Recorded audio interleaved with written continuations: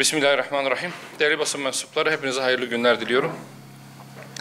Bir aydan fazla bir süredir Siyonist işgal rejiminin Filistin'de düzenlemiş olduğu katliamları konuşuyoruz. 10 binden fazla insan katledildi, şehit edildi. Bunların çoğu çocuk ve kadın maalesef. Ve dünya bu katliama halen daha sesini yükseltmiş ve müdahale etmiş değil. Acaba dünyanın bu katliama ses çıkarması ve bu zalimlere dur demesi için daha kaç bin insanın ölmesi gerekiyor? Daha kaç bin çocuğun katledilmesi, kaç bin kadının enkazların altından cenazelerinin çıkması gerekiyor? Kaç mahallenin yok edilmesi gerekiyor? Kaç binanın yerle bir edilmesi gerekiyor? Bu utanç bütün insanlığın utancıdır. Dini, dili hiç fark etmeksizin herkes bu utancın bir ortağıdır. Ve bizler maalesef elleri kolları bağlı bir biçimde Müslüman kardeşlerimizin bir kıyımdan geçirilmesine sadece ve sadece sessiz sedasız seyirci olarak bakıyoruz. Bakmakla da yetinmiyoruz. Hükümetlerimiz bu zulme dur diyebilecek adımları atmak yerine Filistinli kardeşlerimizle dayanışmasını en gür şekilde ifade etmek yerine maalesef hala Siyonistlerle ticari ve diplomatik ilişkilerini devam ettiriyor. Siyonistler Müslüman kardeşlerimizi susuz, elektriksiz, gıdasız ve tıbbi malzemeden yoksun bıraktıkları halde halen bizlerin limanlarından, bizlerin aracılığıyla Siyonistlere sebze, meyve, yakıt desteği aralıksız sürüyor. Eğer biz Müslüman kardeşlersek, eğer biz gerçekten mazlumun yanındaysak, silahımızla, tankımızla, topumuzla bu zulme dur diyemiyorsak, hiç olmazsa zalimi bu zulmünden vazgeçirecek bazı yaptırımlar yapalım istiyoruz. Geçtiğimiz hafta gündeme getirmiştik ama halen kamuoyu nitelikli bir biçimde, doyurucu bir biçimde bilgilendirilmedi. Gerçekten de Siyonistlerin kardeşlerimize attığı bombaların, kullanıldığı uçakların yakıtları ülkemizden mi gidiyor, yoksa gitmiyor mu? Halen kardeşlerimizi açlığa, susuzluğa mahkum eden Siyonist rejimin gıdası bizim ülkemiz üzerinden mi gidiyor, yoksa gitmiyor mu? Kamuoyu bu konuda bilgilendirilmelidir. Geçtiğimiz hafta sivil toplum kuruluşları öteden beri sadece Siyonistlerin ve onun azmettiricisi ve büyük ortağı ABD'nin güvenliğini sağladığını düşündüğü İncirlik Üssü'nde, İncirlik Üssü'nün kapatılması için bir farkındalık etkinliği oluşturmaya gittiler. Türkiye'nin dört bir noktasından, onlarca şehrinden yüzlerce kilometre uzaktan araçlarla, konvoylar eşliğinde İncirlik Üssü'nün kapatılması talebini yerinde ifade etmek istediler. Ama karşılaştıkları manzara tazyikli su, göz yaşartıcı bomba, çoluk, çocuk, kadının orada adeta mağdur edilmesi.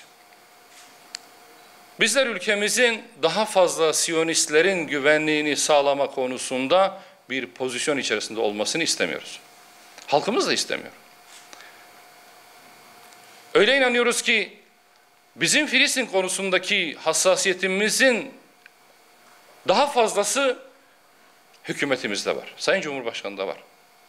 Ama bunun artık somut adımlara dönüşmesinin vakti geldi de geçiyor. Ne zamana kadar somut adım atmaktan imtina edeceğiz? Gazze'de öldürülecek bebek kalmayıncaya kadar mı? Gazze'de katledilecek kadın kalmayıncaya kadar mı? Gazze'de yıkılacak bina kalmayıncaya kadar müdahale etmeyi, insani yardım koridoru oluşturmayı ve Siyonistleri bu zulümlerinden caydırmak için askeri, ticari yaptırımları ne zaman gündemimize alacağız? Bütün bir halk olarak, bütün bir millet olarak sesimizi meşru dairede, yasal çerçevede ve en gür sesle dile getirmeye çalışıyoruz. Ve bunda kararlıyız, devam da edeceğiz. Siyonistlerin en büyük hamisi olan ABD'nin büyükelçisi ülkemize geldi. Bu ziyareti protesto eden aktivistlerin gözaltına alınması gibi bir utançla karşılaştık. Barışçıl gösterilerin, barışçıl protestoların gözaltıyla sonuçlandığı bir ülke istemiyoruz.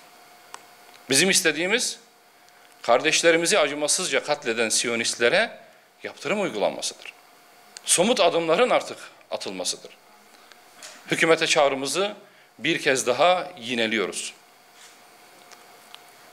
Gazze, Filistin savunmasının son kalesidir. Ramallah'tan, Batı Şeria'dan işgale karşı etkili bir direniş göstermelerini artık hiç kimse bekleyemez. Bir mahalleden diğer mahalleye gitmek için bile Siyonistlerden izin almak zorunda kalan Filistin yönetiminin bu işgale karşı net tavır sergilemesini de, mücadele etmesini de beklemek ham bir hayalciliktir. Bugün bağımsızlığını, toprak bütünlüğünü Filistin devleti içerisinde koruyabilen yegane alan Gazze'dir. Yegane hükümet de Hamas'tır. Tarafsız olacağız diye Filistinli kardeşlerimize 57 İslam ülkesi var. Neredeyse hiçbiri bir tas su bile verecek kudrette ve iradede değil.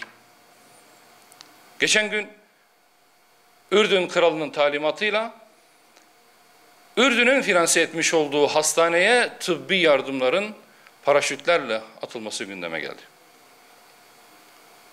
Türkiye bundan kat ve kat fazlasını yapabilecek durumdadır. Bu imkana sahiptir. Kimse Türkiye'den ve hükümetimizden Mehmetçiğini Gazze'ye götürüp Siyonistlerle savaştırmasını istemiyor. Filistinliler bile bunu istemiyor zaten. Talep edilen tek şey masumların katledilmesinin önüne geçmek, işgali durdurmak ve biraz olsun oradaki 2,5 milyon insanın nefes almasını sağlamaktır.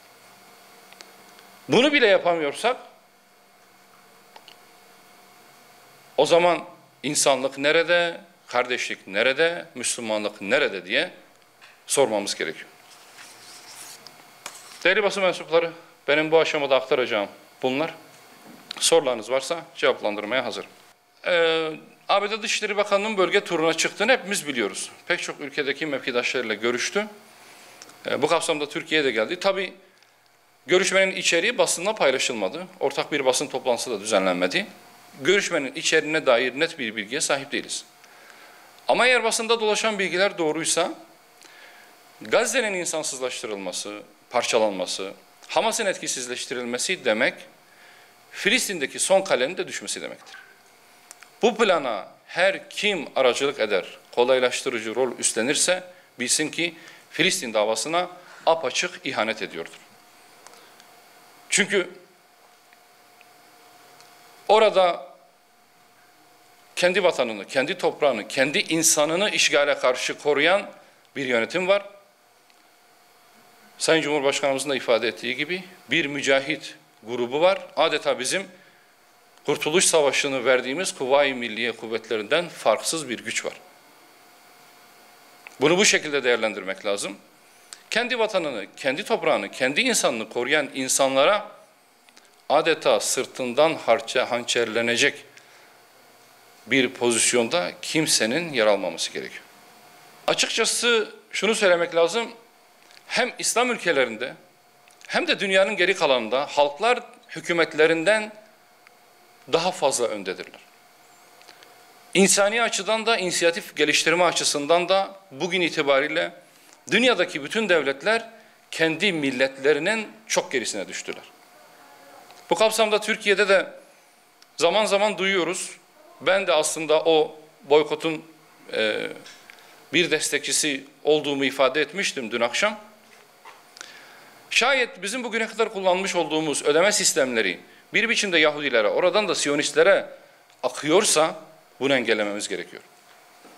Eğer alternatif çözümler varsa, alternatif sistemler varsa ve bizim harcadıklarımızdan Müslüman kardeşlerimizin kanına girmeyecek